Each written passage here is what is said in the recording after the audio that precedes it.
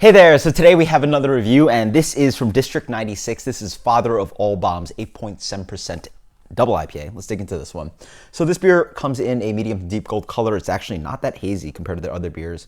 Has a medium to medium minus haze to it. It looks like more like West Coast unfiltered IPA than really New England style. Let's get the aroma on this one.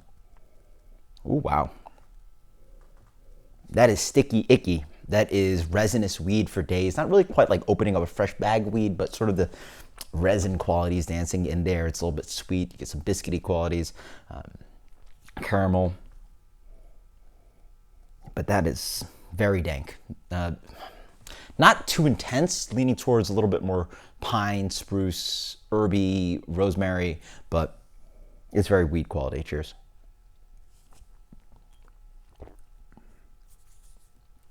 That is good. 8.7%, super dangerous. Up front, you get the familiar West Coast thing. There's a little bit of grapefruit, some dry pineapple in there, but in general, it drives. Oh man, it's so good. It drives on mostly pine, green character throughout. Bitterness hits in at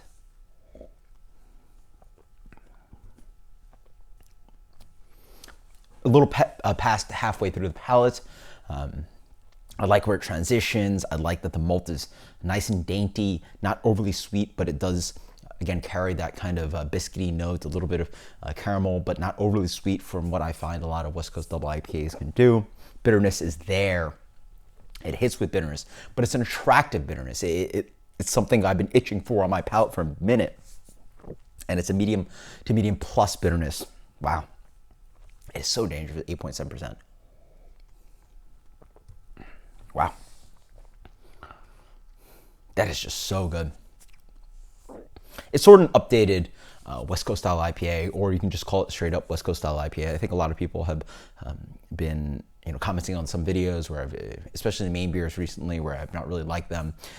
These are the beers I've been itching for to go back to, and maybe I should just go on the shelf and find some older West Coast IPAs, not old on the shelf, but like old school West Coast style IPAs, and really acclimate my palate again, because obviously I've been reviewing a lot of New England style IPA, but having this, how well constructed it is, it's just a great palate reset and a great welcome thing I've been looking for, because just going back to those beers, when they're really well done just like this, it's amazing. It's exciting. It reminds you of the first time I had the first Stone and Joy by. That was 5 years ago. This was before I even started the channel, so maybe 5-6 years ago when they started doing Stone and Joy by. So when realizing how much tropical flavor you can get in those beers, but how bitter it was, and try to fight through that bitterness until you actually got to a place where you could taste bitterness and really understand it and really have it sit on your palate and enjoy it. And then now you have all these New England style IPAs that come back at you, and your palate has gotten a lot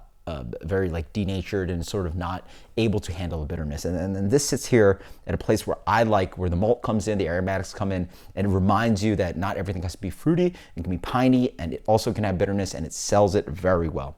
And it's at 8.7%, which is super dangerous. Unreal. 96 out of 100. This is District 96, Father of All Bombs. Absolutely delicious. Until next time, guys. Cheers. Later.